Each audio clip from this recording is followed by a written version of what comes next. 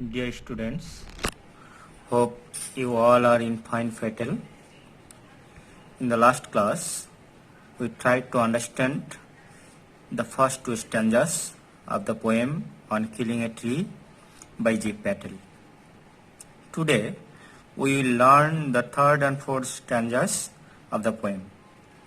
But before that, let's recap the first two stanzas once again. If we make a summary of the first two stanzas, it would be killing a tree is a laborious task. It takes much time and great efforts.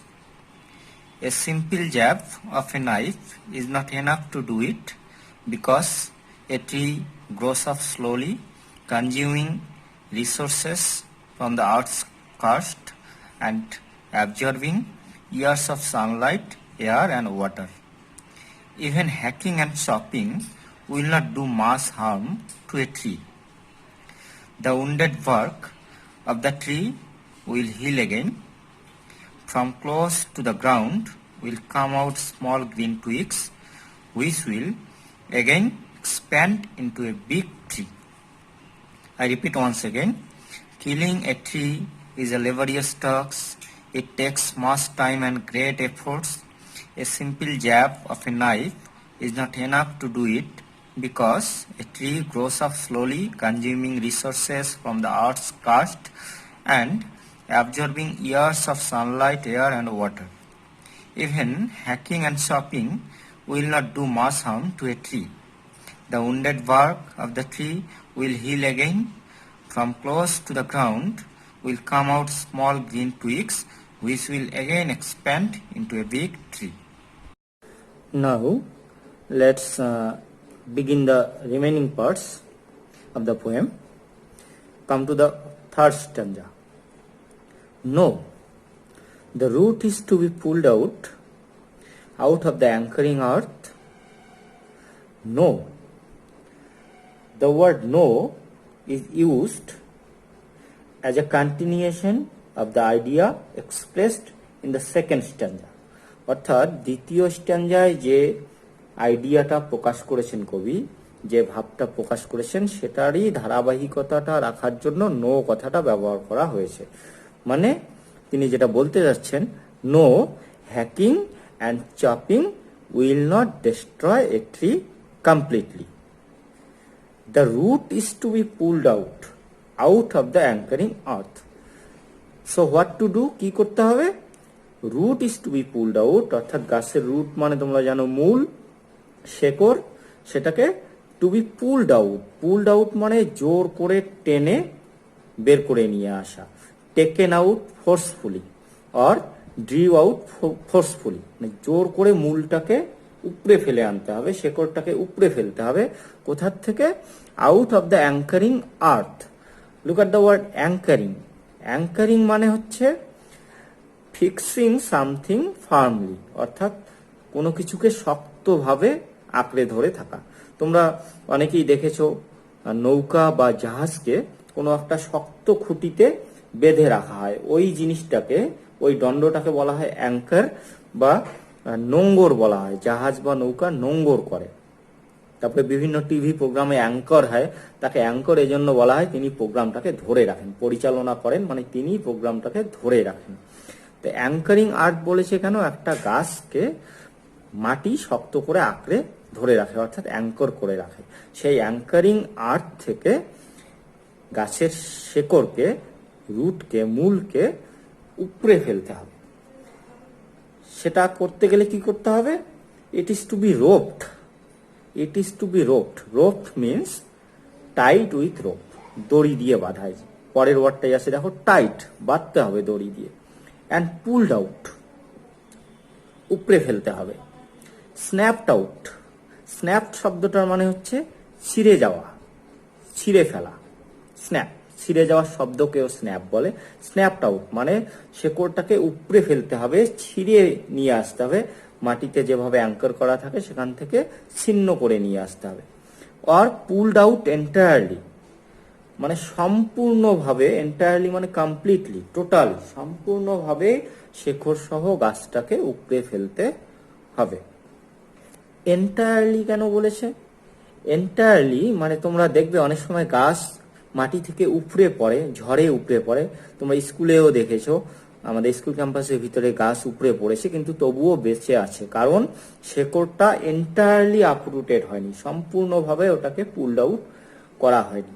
তাই the poet says that root is to be pulled out entirely, সম্পূর্ণভাবে তুলে আনতে হবে, বিচ্ছিন্ন করতে হবে, out from the earth cave.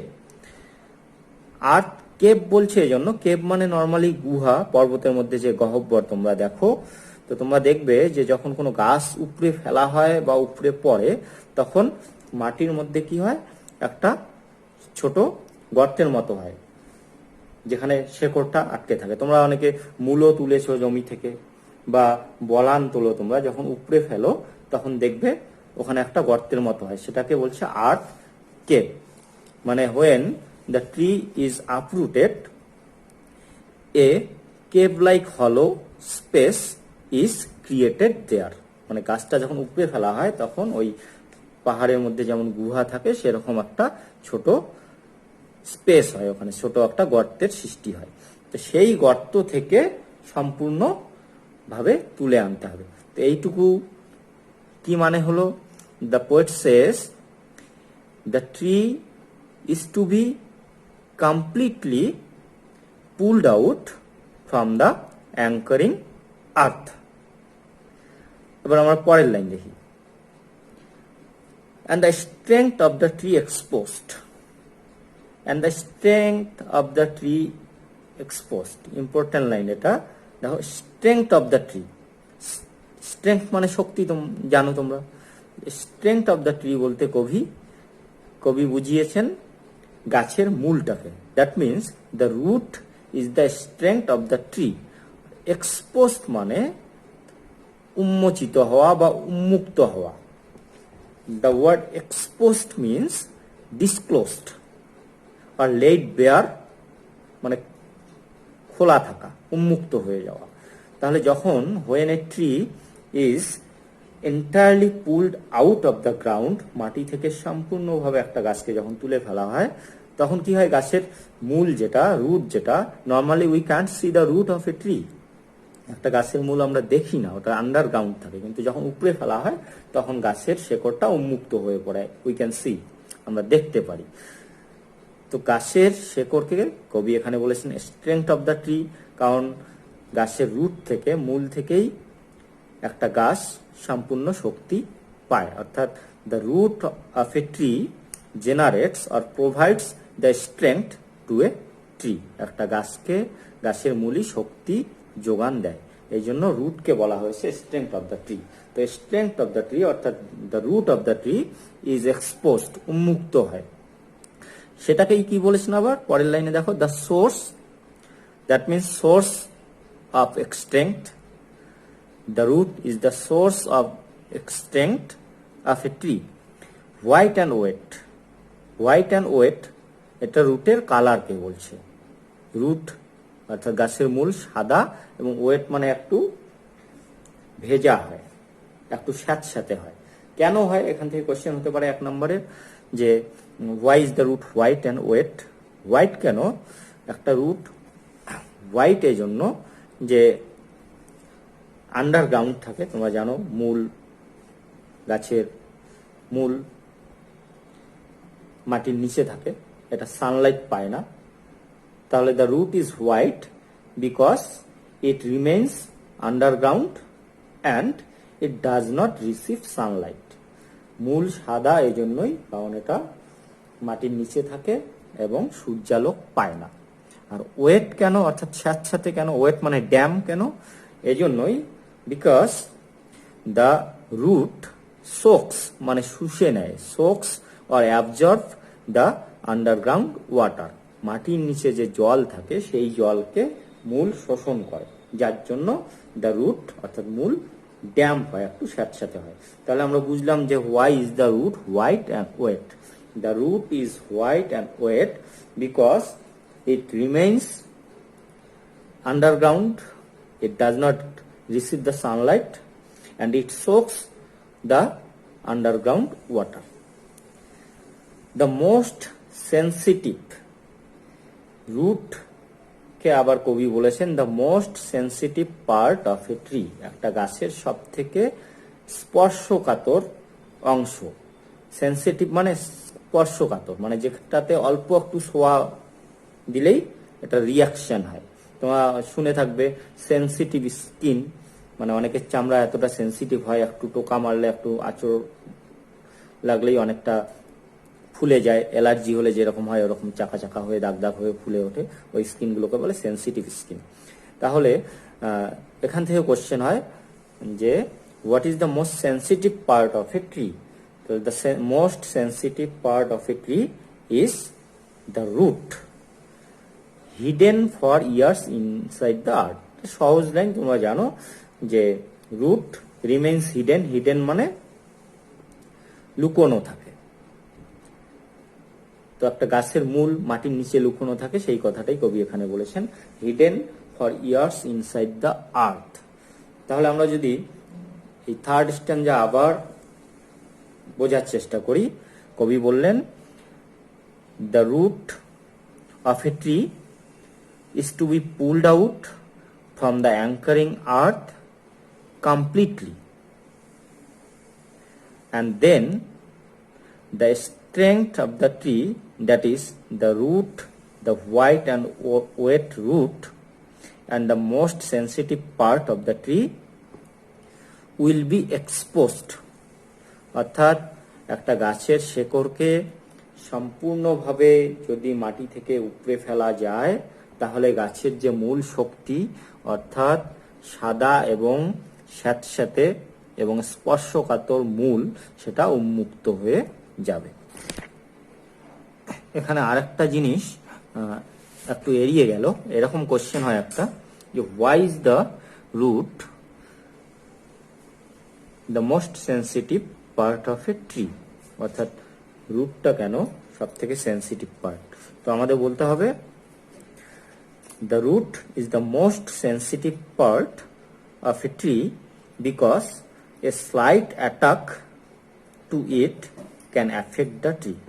অর্থাৎ গাছটার সব থেকে স্পর্শকাতর অংশ হচ্ছে মূল, কারণ এ স্লাইট অ্যাটাক মানে অল্প একটু যদি আঘাত করা হয় টু ইট অর্থাৎ মূলকে, it can affect the tree, এটা গাছের ক্ষতি করতে পারে।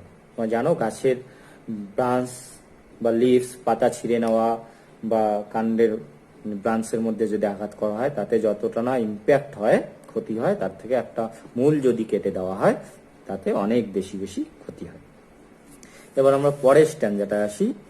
দেন the matter of scorching and choking in sun and air. তাহলে শুধু উপড়ে ফেললেই হবে না, আরো কাজ বাকি আছে। If we want to destroy a tree completely, যদি আমরা একটা গাছকে সম্পূর্ণভাবে ধ্বংস করতে চাই তাহলে মূল শুদ্ধ উপড়ে ফেললেই হবে না, আরো কাজ বাকি আছে। সেটা কি? Then the matter of scorching and choking. Scorching মানে বার্নিং অর্থাৎ দগ্ধ করা, পোড়ানো, অ্যান্ড চোকিং, চোকিং নর্মালি মানে হচ্ছে দম বন্ধ করে দেওয়া, শ্বাসরুদ্ধ করে দেওয়া। ইন সান অ্যান্ড এয়ার, তার মানে গাছটাকে কি করতে হবে? উপড়ে ফেলে সূর্যের আলোতে রেখে দিতে হবে। স্কর্চিং মানে যদিও পোড়ানো, তো আগুন দিয়ে পোড়ানো নয়, স্কর্চিং ইন দ্য সানলাইট। তাহলে after pulling out the tree from the earth's cave we have to scorch and choke the tree in sun and air. সূর্যালোকে ফেলে রাখতে হবে, তাতে কি হবে? দিনের পর দিন সূর্যের তাপ পেয়ে গাছটা দগ্ধ হবে এবং ওর দমবন্ধ অবস্থা হয়ে যাবে। দেন ব্রাউনিং, হার্ডেনিং, টুইস্টিং, উইদারিং। এখানে চারটা ওয়ার্ড আছে, দেখো দুটো লাইনে, ব্রাউনিং, হার্ডেনিং, টুইস্টিং, উইদারিং। ব্রাউনিং মানে বাদামি করা, হার্ডেনিং মানে শক্ত করা, টুইস্টিং মানে বাঁকানো, উইদারিং মানে শুকোনো অর্থাৎ ড্রাইং। তো ব্রাউনিং, হার্ডেনিং, টুইস্টিং, উইদারিং এগুলি অ্যাকচুয়ালি হচ্ছে একটার পরের ধাপ, এক একটার পরের ধাপ এক একটা। মানে স্কর্চিং যদি পোড়ানো হয়, দগ্ধ হয়ে যায় সূর্যের আলোতে, তাহলে গাছটার দম বন্ধ হয়ে যাবে, ওটার মৃতপ্রায় অবস্থা হয়ে যাবে, চোখ করবে। তারপরে আরো বেশি দিন ধরে সেটাকে স্কচ করলে কি হবে, কালারটা চেঞ্জ হয়ে যাবে। তোমরা দেখো একটা গাছকে যখন কাটার পর বা উপড়ে ফেলার পর রোদ্রে ফেলে রাখা হয়, তখন ধীরে ধীরে সেটা কালারটা একটু ব্রাউন হয়ে যায়, বাদামি হয়ে যায়। তারপরে কি হয়, গাছটার স্যাঁতস্যাঁতে বা সফটনেস চলে গিয়ে হার্ড হয়, শক্ত হয়। আর যখন রোদে থাকতে থাকতে পুড়ে বাদামি হয়ে শক্ত হয়, তখন গাছ একটু বেঁকে যায়। টুইস্টিং মানে বাঁকানো বা বেঁকে যাওয়া। তারপরে একদম কমপ্লিটলি শুকিয়ে যায়। উইদারিং মানে ড্রাইং। তোমরা সবাই নিশ্চয়ই জানো যে গাছ কাটার পর বা উপড়ে ফেলার পর যদি সেটাকে কমার্শিয়াল পারপাসে ইউজ করা হয়, অর্থাৎ বাণিজ্যিক কাজে বা আমাদের দৈনন্দিন কাজে যখন ব্যবহার করা হয়, সাথে সাথেই কিন্তু সেটাকে ওই মিলে, কাঠ চেরাই করার যে মিল, সেখানে নিয়ে যাওয়া হয় না, সেটাকে লক করা হয়, অর্থাৎ যেটা ছোট ছোট পিস করা হয় প্রয়োজন অনুযায়ী, এবং সেটা অনেক দিন রোদ্রে ফেলে রাখা হয় যাতে শুকোয়। এবং যখন শুকোনো হয় তখন দেখবে গাছের লগ একটু বেঁকে যায়। সেটাই বলছে। তাহলে স্কচিং, চোকিং, ব্রাউনিং, হার্ডেনিং, টুইস্টিং, উইদারিং, এই কাজগুলো অ্যাকচুয়ালি একটার পরের ধাপ আর একটা।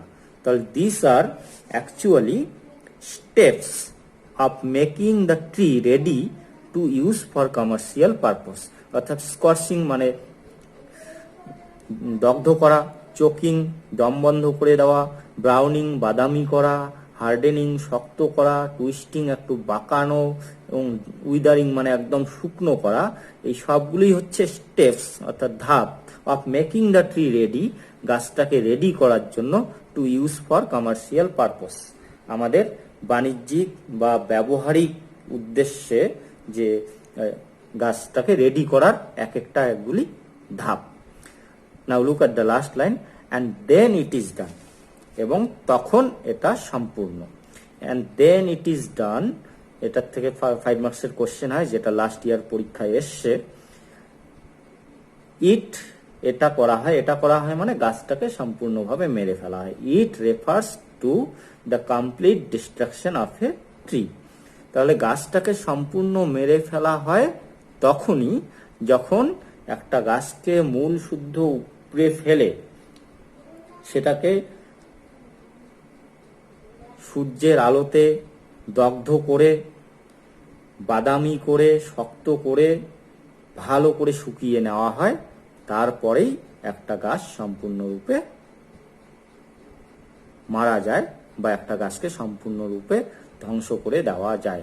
তোমরা এরকম দেখবে যে অনেক গাছ আছে যে শুধু উপড়ে ফেলে, যদি সেটাকে ভালো করে শুকোনো না যায়, সেখান থেকেও আবার টুইগ, ওই যে স্মল টুইগ বেরিয়ে এসে আবার সেখান থেকে গাছের জন্ম হয়।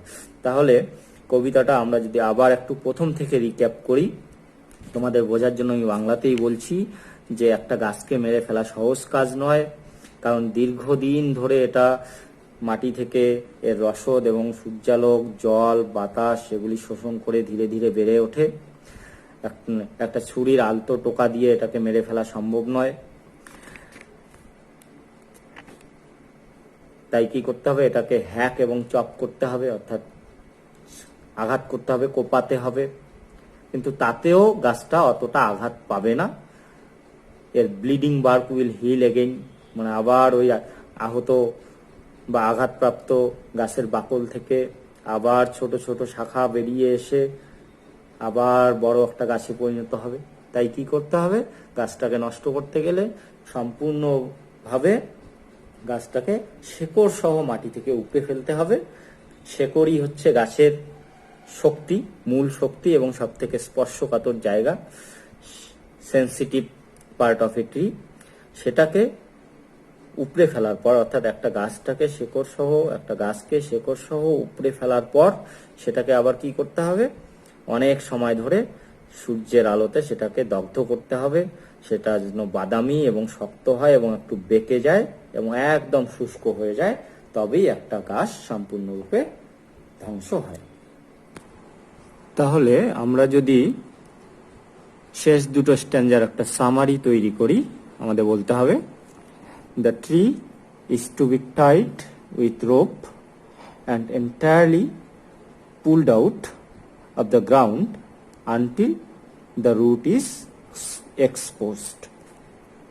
Once the root, which is the strength and most sensitive part of a tree, is exposed, then comes the process of burning, browning, hardening, twisting, withering, etc.